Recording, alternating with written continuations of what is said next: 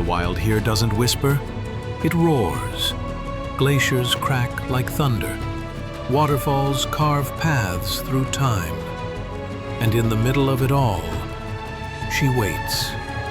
Motor yacht Unbridled.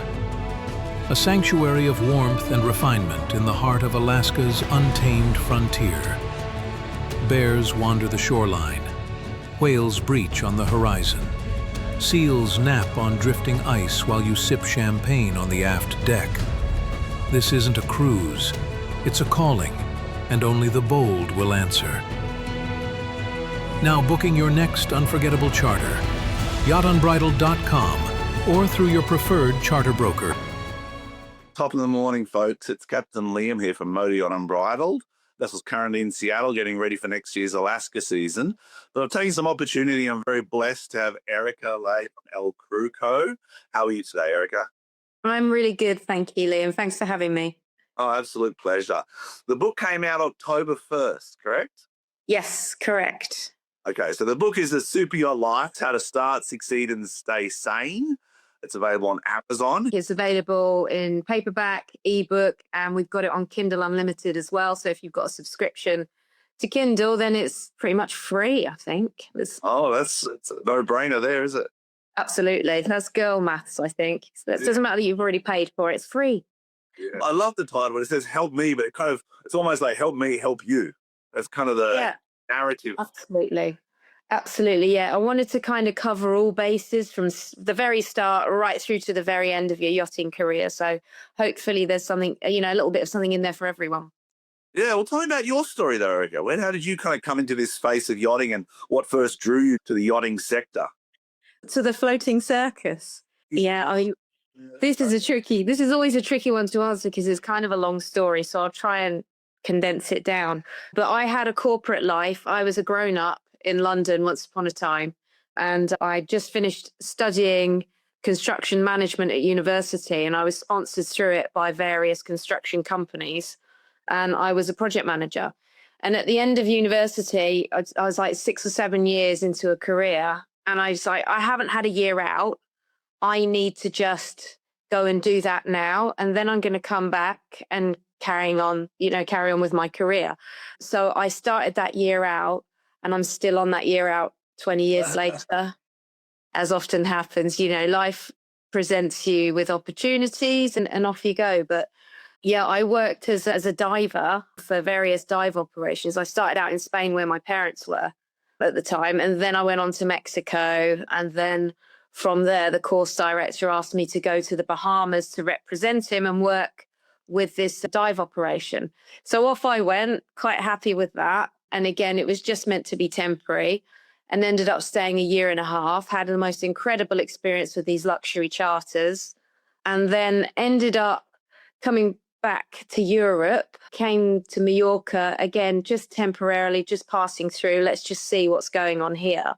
And I walked down the front and I was just like, good grief, look at all these boats.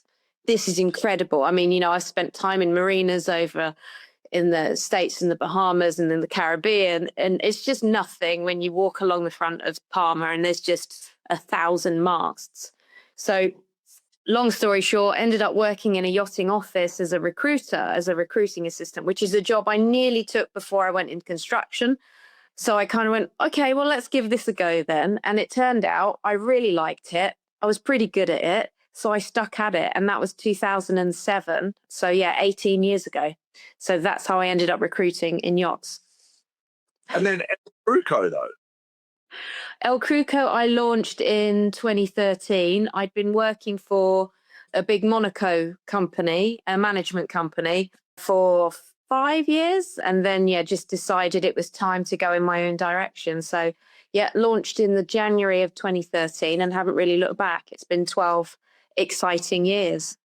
Well, as you know, reputation is everything in the space of yachting. I must say you've got an exceptional reputation. Everyone that I speak to or not talk to has just put you on the highest, echelon of the industry.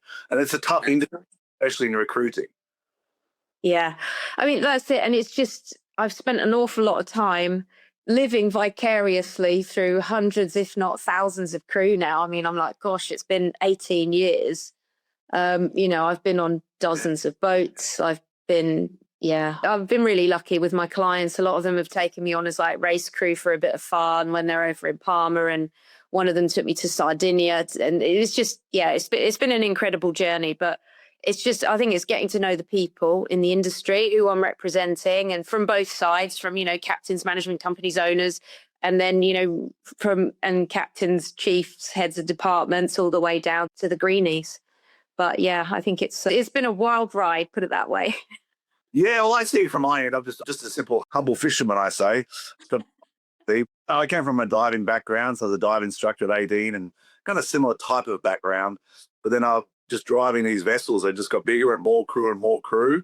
And it's the hardest thing I find as a captain is to try and find that crew member. So what's some of the things that kind of you look for to find that balance between what the captain's asking? Because captains, we can be quite vague. We're like, Erica, sort it out. Find someone to fill this role. And you're like... Captain's vague? Never. Never. No. And this is the thing. I think when you've been doing it as long as I have and you're a bit of an old curmudgeon about the whole thing, I'm very good at reading between the lines. So, I can chat to a head of department or a captain, you tell me what you're after, so I'll get the nitty gritty. And as you know, being a captain, the easy bit is looking at the qualifications. It's like, okay, I'm looking for a chief officer. He's been on a 55 meter. Oh, that's similar to Unbridled. Okay, it's been, this charter and private, very good. He's got his chief officer, very good. His chief mate's 3000. Oh, very good, very good. But then it's like, well, what about the person? So it's up to me to dig into the personality, and find out about the type of thing that the crew do. I mean, in the old days, you'd have that difference in crews. You'd have the barflies, the ones who were party, let's go. And then perhaps you'd have the calmer crews who are, we go for a hike, we go and do yoga. Now, nowadays, most people are a bit more focused on the wellness side because, rather than partying hard and burning out. But yeah, it's more about and finding out the nationalities on board. That's always a big part of things because the cultural differences. But I think the bigger the boat, often the more diverse the crew. And that's quite an important thing because if you get too much of one nationality, they'll become the dominant race on board, and it kind of pushes other people back into the shadows a bit. We can't help it, it's what we do. If you have all British, we'll just take over, and there'll be cups of tea constantly throughout the day. If you've got South Africans, there's going to be biltong in the engine room. It's just one of those things. Exactly. But there's no magic. In my experience, and this might not sound right, but I try and really peak a crew for the purpose of that season. So you spend time building a crew, and I try not to use the word permanent or temporary even. I say our goal is to achieve the highest standard for this season, for this crew right now. And let's be patient together. Let's build a team. At the end of the season, let's review where we all are career-wise and make some decisions. And that's helped me achieve some good standards.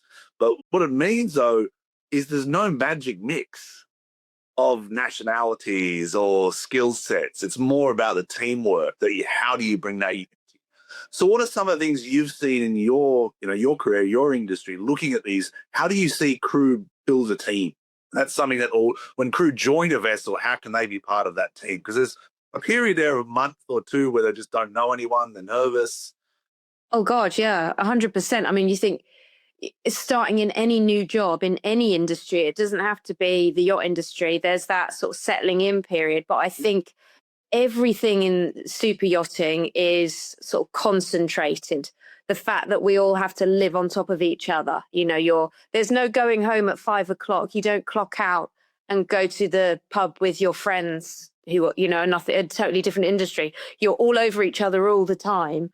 So it's essential that you click, and you have to do it fast or you're probably out. I actually just wrote an article for Dockwalk, and it was on it's about how to build the ultimate charter team. So yeah. Sorry? Has it been published yet? I don't think it's gone out yet because I only submitted it, I think early October. So it's probably going to come out in a future edition. But yeah, I'll give you a shout when it's out. And I was speaking to captains and crew, heads of departments, to say, like, what do you look for Yeah. When you're doing charter, because chartering is a different beast to perhaps a private setup where you might be looking for the long-term commitment where the owner wants to come back every year and see the same faces on their holidays. Whereas chartering is like, how do we build the ultimate team? And you've got to have that piece of the puzzle. You can't have one bit that's slightly wonky or loose because everything falls apart. It's that loose thread and then it just goes down the, Swanee. I'm trying to moderate my language today. Sorry, it's Friday afternoon. No stress at all. Like a family, like a lot of people say, how many crew do you have? I'm like, well, on Unbridled, there's probably 20 people that I consider crew that I work with, and they come and go. Because sometimes people burn out and people need space. They need to play with their families. They need to go to the weddings and they need to go to their birthdays. Because I've missed 25 years at sea. I've missed all of that traditionally. So now I value that in the team, and I'm like, it's all right. Your job is to train the person below you to be as good, if not better than you. Absolutely. That's a hard thing to say to people because their ego gets in their way, their security of their position gets in the way. But I say, once that's done, you then train to be better than me or better than your government. And that's how you progress in your career. 100%. I mean, it's like, with the corporate background that I have, I was really lucky to work it for managers who always wanted to mentor and train. And that is super important. But secondly, I've always lived by the idea that as a manager, as a leader, you should be hiring people who are better at, when you identify your weaknesses and then hire someone who's really good at that. And it might be something really techie and geeky or administrative duties that you haven't got the concentration for. Get someone who loves a spreadsheet. It might be someone like, I'm not very creative. It's like find someone who's an absolute artist and who will just bring that, and especially with the different departments like your interior team and your galley as well. You've got your chief officer to lean on who's going to do all the drills and the safety reporting, and just so that everyone is then really good at their jobs but can help each other as well.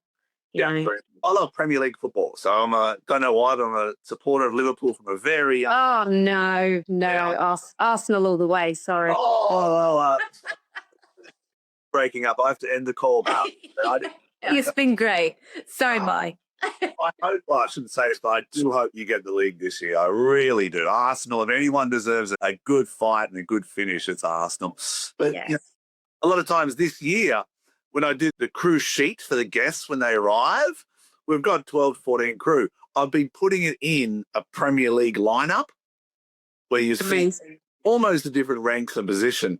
And I've really pushed home to the crew that you are not a junior crew. I'm not employing you as a less in terms of rank as someone. We are all Premier League players. We're employed professionally under a contract with a certain wage. We all have different agreements. You're hold your position and support the crew around you. And to see junior crew get a bit of pride and go, I've got my job. I'm not just a fourth stewardess, for example. I'm not just a junior decky.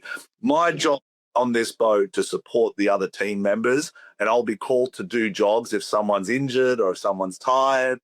And that's what helped me create it. But it was tough. Some of the senior crew are like, well, no, they're not as important as me. And I'm like, it's not about the you add. It's about the value we make as a community, as a team, Everyone is essential.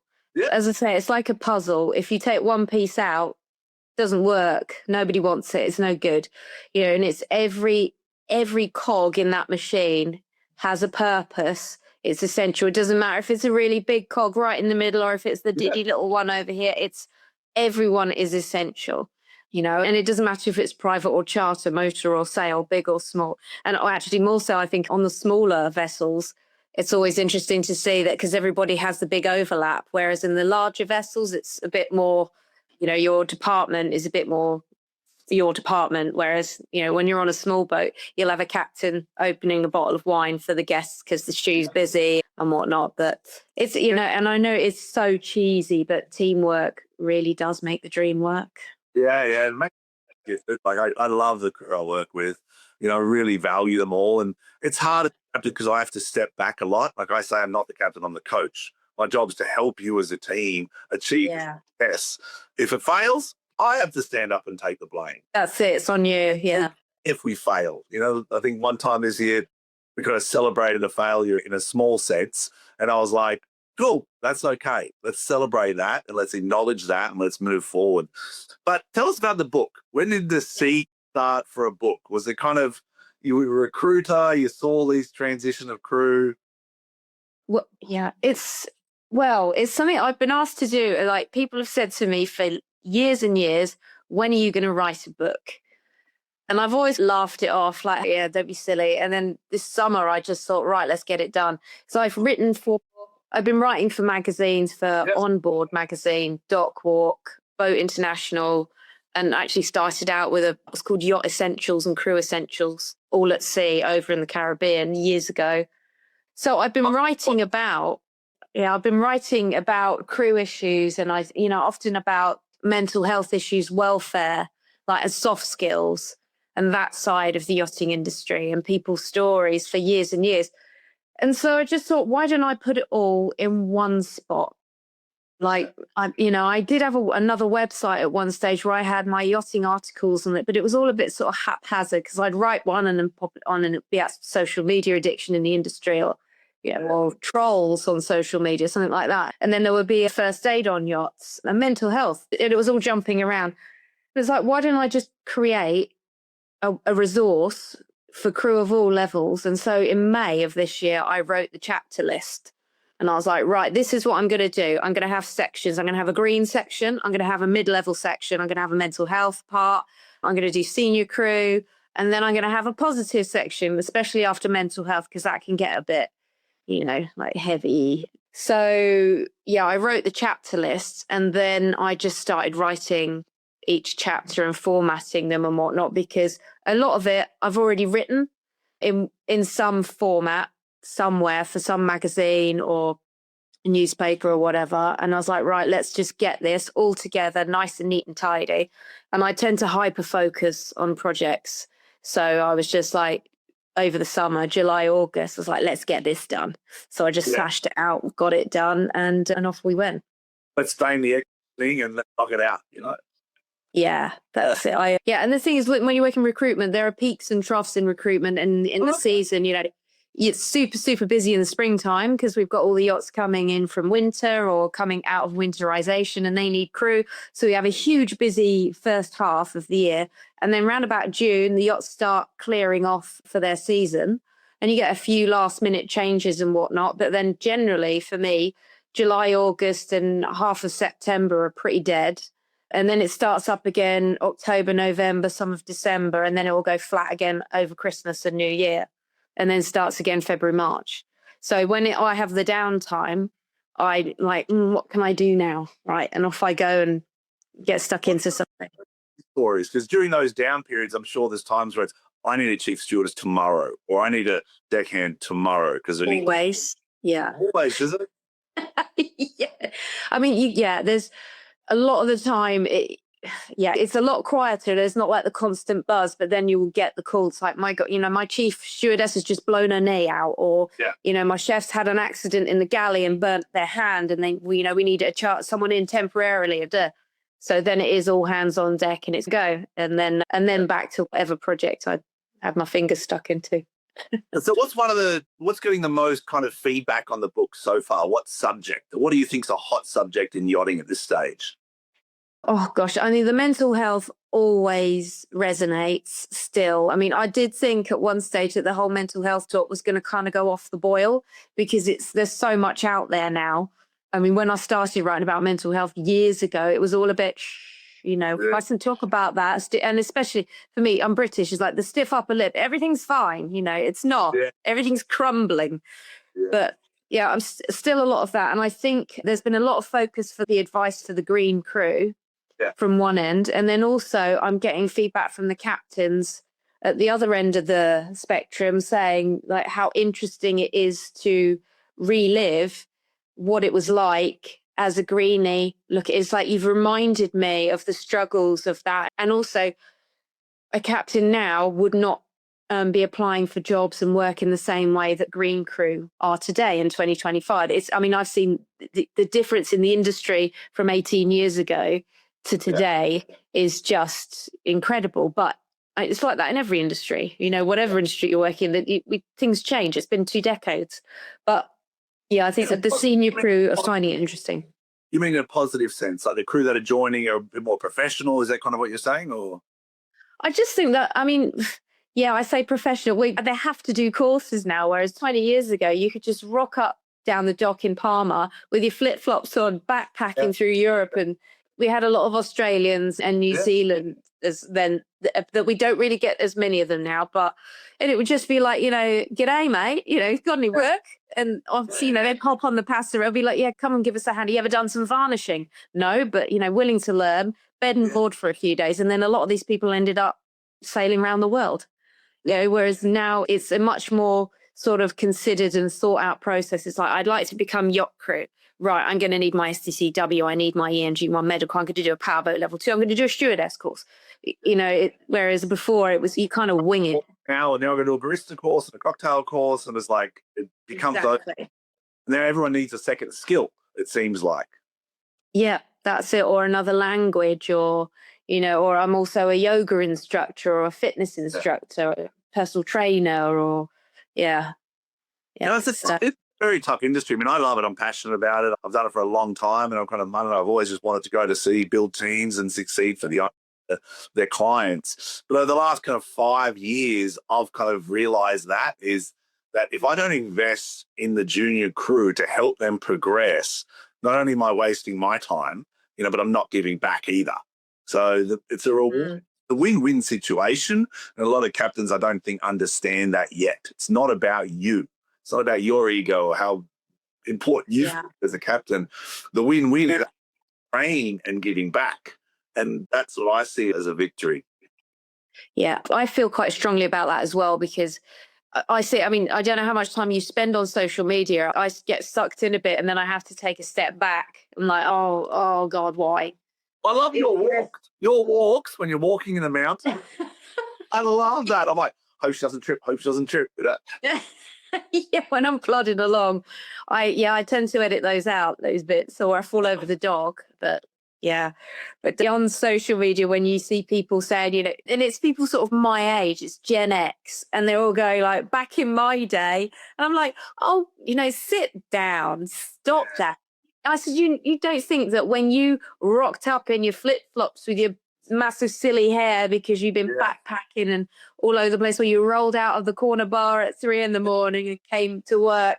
So you don't think that the captains then were looking at you going, dear God, what are we dealing with now? Look at the state of this junior crew.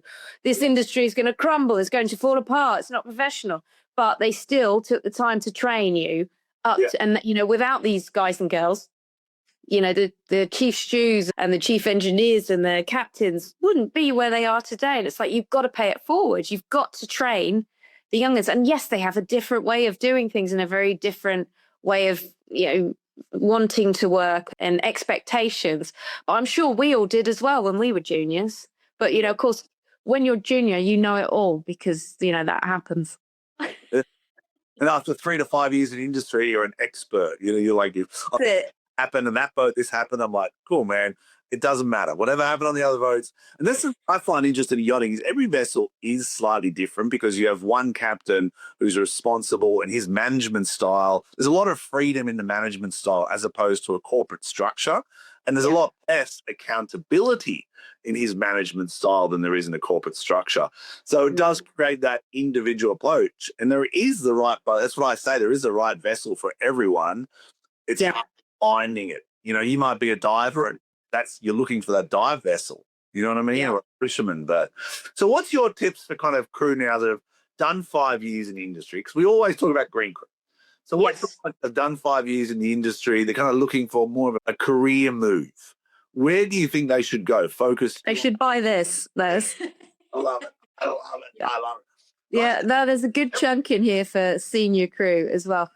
I think when you, and even if you've just done one season or 1 year, again, those crew, these are the forgottens in the middle of their career. Like Exactly. Nobody gives them any advice. There's no resources out there for them, which is another reason why I wrote the books. It's like there's a bit on Green Crew, and then the rest is further, that whole journey ahead of you in your entire career. And I always say to people after they've completed their first contract, be it a season or a year or 2 years even, stop, take stock of what you've learned. What did you enjoy? What do you want to do more of? Are there any areas that you think, I didn't really love doing that, but I think I need to be better at it, and look for courses. They don't always have to be specifically yachting courses. I mean, because everybody gets on, that specific route. So if you're deck, you're right, I must start my training record book. I have to do my OOW. Yes, and if you're engineering, it's like I've got to get on a boat over 350 kilowatts because I need to sign off on my small vessel program and all this sort of thing. But there's all the soft skills that kind of get neglected, and they just sort of float away by the by in this industry. And interior crew now, of course, we've got the guest PYA career structure now, which is great, so you can get a COC in that. But I think we've got really for the soft skills is helm, and I don't love it. I don't know. I don't love it. Funny, I used to have to do a butler course, and it's Udemy is the name. It's an online butler course for an. Yes, we were doing. Oh God, Udemy. That was all the rage in COVID. I think I did about 10 courses on there. It's like, if not, I'm going to go insane. So I do it. This isn't when I have a situation like if something happens that I'm not really happy with.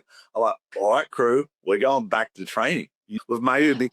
Going back to Udemy. We're going back to a butler course, and we all need to do it because there's one thing in yachting that I don't think people can train, which is the presence and the movement and the flow of things. And stewardesses are much better. But deck crew and the flow between deck and interior and the captain and engineering, it all needs to work together to give that unique experience.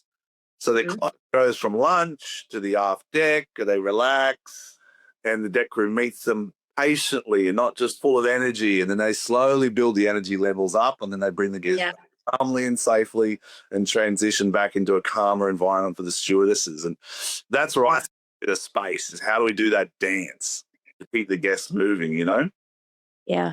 And how do you do it then? How do you train this into your crew? Repetition. Like we do. Okay, I'll pretend yourself, you and the other person of the two guests.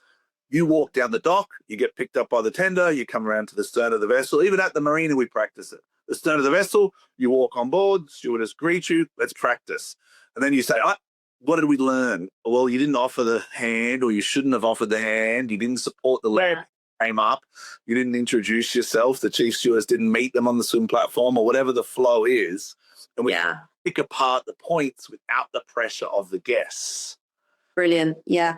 But that's not in a course. That's just me over the years seeing these mistakes going, why? No, that's it. That very true. And it's great because, it's like with any situation, you wouldn't, and in any industry, we should always practice what we're going to do before we do it for something like that, And speaking to charter captains recently for that article I just wrote, they were saying one of the boats is like 100-meter plus motor yacht, and he was saying we practice before the guests come. So, but when they do come, it's not like, oh no, you don't get it all horribly wrong. And then it was a 30-meter on the opposite end of the scale. The captain said the owner comes and he's like, no, go on, I'm guinea pig. I'm charter guest, go on. And, and they work with him on it, and he lost it, and he has great fun with it. He's like, right, I'm going to be difficult today. And they're like, oh no. So, you just to get people into that mindset, because it is, it's a lot of acting, isn't it? I always say it doesn't rain on the rich because the crew hold the umbrella. And it means that we are in control. We are in control of the outcome of this. The guests, they'll come at you, with some issues, and I'll say, oh, you see the whales over there? It's like, crew, learn to deflect, learn to deflect the energies and any issues, and we try and work together with these guests. You can't be confrontational. You can't, you need to kind of distract and deflect, because you've got to create impossible dream. And you only get, I get goosebumps because it only happens for really short moments every day. Really short, where the principal guest has his wife and she's relaxing and the children are there in the hot tub and there's a music's going and the wind's perfect and it happens in just like 5 minutes and I walk up and is everything okay? And he's like, perfect, Captain. I'm like, yes, nailed it. but that's so short. And then all of a sudden the flies come out or something happens or a boat washes too close. Yeah. This thing you can't control, but you keep going for that short period. And that's when I train. My advice to crew is just keep hitting the ball towards the net. Just doesn't matter if you score or not. Keep trying to. That's it. I say to crew, especially like the younger crews, it's like we're like this industry, we're like swans on the water, so we're elegantly gliding past, but underneath, paddling like hell. What advice would you give captains, and be honest, captains and head of departments, what advice would you give them to help choose crew and retain good crew? Oh gosh, this is a great one, isn't it? This is a huge topic. Yeah. That's why I'm asking you that advice too. Yeah. The retention is a huge issue. And I think it seems to be, from my standpoint, it looks like it's been since COVID. Everybody had a bit of a mindset shift. Suddenly, it's like, now you mentioned earlier that now you value all those weddings and birthdays and special occasions that you missed when you were younger, growing up through the industry, that you couldn't ask for time because you'd lose your job if you asked for time off in August and now it's like we're finding ways to accommodate that. I think now the new generation especially, they want the work-life balance. And if we want to keep them, we're going to have to respect that. And I'm not suggesting we do 2 on 2 off rotation for a brand new deckhand. That's never going to catch on. The owners will go bananas at us. But I think, having some respect for that work-life balance. How we achieve that in this industry, I cannot answer that one for us right now. But I know with the senior crew, definitely rotation or just more freedom, more time off is what people are after these days. In the old days, it was like, money, give us all the money, throw money at me and I'll do anything you like. And now it's like, money's nice, but so is seeing my nana for her 90th birthday party, or being the maid of honor at my sister's wedding, or for some people, it's like, especially for the guys, like being at home for the birth of my son, which I'm horrified to hear that people missed things like that back at 10, 15, 20 years ago. So it's like, I couldn't leave the boss. It's like, oh my God, who are you working for? The day after my wedding, I was in the pool with my brothers and my family in Dominican, and the owner called up and said, we've got a charter. I need you to go back to the boat, or I need you to go back to the yacht. And I had like 2 weeks off. And it was just the insecurity of the owner and me not being on the boat that created this worry for him. And he wanted me to move the boat from, wherever it was in the Caribbean to another spot. And I was like, yeah, no problem. I love going to sea. But to this day, my family who flew from Australia just go, why? I said, well, it's the industry. That was the industry then. Now, part of my introduction is what dates are important for you.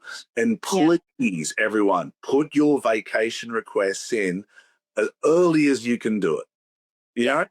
There may be a no, but there may be a yes. And I can and crews leave. And that's where I say I think the solution is having bigger teams, either on the payroll or as temporary, that are almost permanently temporary, where they can do a deck role, move a second, third engineer maybe, tender driver, some hybrid crew that could float and cover 3 or 4 positions. And that's where Unbridled's been successful. Yeah, absolutely. I mean, I work with some of the bigger motor yachts that have floaters, and it's like, they're like, we need a floater for the deck team, please. And it's a bit of a jack of all trades. And they'll cover the different, they've got a team of deckies, then they've got the bosun and they'll go, they'll cover up to the bosun level, but they have the ability to step down and be a junior and, or step up and be the bosun or the lead deckhand, and that flexibility. Yeah. And also with the interior crew as well, having a stew who can jump on and relieve them all so they can have their time off if they're on maybe a 3 on 1 off kind of program. But I think it's easier to implement perhaps with private vessels when the owner knows what's happening, when they're going to come on board, when they've got their trips, because they're usually very organized and don't do the last minute thing as much. Whereas with charters, that's a more challenging thing, I think. But if you have really good rotation going on where you've got the two people rotating are just slot in, they have their day handover and they just know each other very well. They're complementary to the way of working. If you get rotation right, it's brilliant.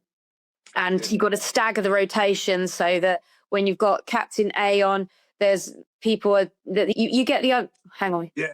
But tooth back in. You know what I'm trying to say? I'm getting ahead of myself. Got it. But yeah, everyone gets to work with everyone else. Yeah, you stagger it all. But it's I think rotation seems to be the biggest retainer. Also training budgets and training allowance. That's one that's coming up, especially for anyone who's working on tickets, knowing that they have someone on board who can help them, say, fill out their training record book, or with the interior crew helping with modules towards their PYA guest, or just learning new skills. But I think if you get someone working if your manager, your head of department or your captain is a great mentor, that will hold on to crew really well. Also, for me, it's what I've seen too is when you allocate time to crew in the payroll, meaning during work hours to train, and you say it is part of your job to train. As important as shamming the windows, cleaning the decks, doing the scuppers, you need to allocate a certain period of the week where you are enhancing your skill set in whatever maybe cocktails for the stews, it may be bridge time and, familiarizations in a bridge, things like that. So that seems to help. What about the other one, which is tough, is allocating time, I don't know, it's hard to kind of go through it, but mental health training. Because right now I've done a lot of courses. I've just done a leadership course with Green Race. But getting crew out of their comfort zones into that space is a sensitive topic because they think therapy. They think there's something wrong. Yeah, and that is it's a really old-fashioned kind of mindset that we're all, I'm from the generation where if somebody was going for therapy, it was like, what's wrong with them? Yeah. It's not, whereas I think the young'uns today would be like, oh yeah, and quite openly say, I spoke to my therapist about that and they said X, Y, Z. And the old generation are like, you did what? You admit to that? Oh my God. It's just not, it's that mind shift. I think the older ones in the industry, we have to adapt to the younger ones now. And see, I didn't know that. You're saying the younger ones are more in tune with the mental health issues or the challenges or... yeah. I'll say so. Yeah. I'm not nervous to address it, but as a captain of a later generation with some great I'm like, I don't want to upset you either. So I don't want to say this. But so the way I do it is say, individually you can do a course or that together we can do a course. So it could be a team exercise. That's kind of the approach I'm going to use. Yeah, I think that's wise. And also it's having that open door policy. And you sound like you've got a very good relationship with all your crew because you treat them all like equals, not like, the hierarchy is there and it's respected, but, there's that open door. You're approachable. So, junior crew aren't scared of you. I'll be honest, the negative of that is a lot of times the junior crew I don't know, it's hard to say, they go too quickly because of the opportunity I give them. And they exceed in their minds too quickly than build the foundation. And they feel like they're excellent, can't do anything wrong, they're irreplaceable. I'm like, I've been in yachting 25 years. Everyone's replaceable. Always remember that. So there's always this come to Jesus moment where you've got to remind people that this industry is very unforgiving. Like it's very unsympathetic and uncompassionate industry as a whole. And that's where the Premier League football comes in. Tomorrow you're played it out. And for some reason, and there's no reason to it. It's just, here's your notice period, here's your package. It's been a pleasure. Off you go. Yeah. It's something I say a lot to the younger crew is like, don't rush. Stop rushing. Because everyone wants to get up, I want to be chief stew. And it's like, no, don't do that yet. Because once you've been a chief or a head of department, it's very hard to then take a step back because you could be a chief stew after a year and, smash it and be good at it. And you go on to another boat and you're way over your head and you realize, oh no, I only knew how to be chief stew on that yacht in that environment. It's like you expose yourself to all of them first.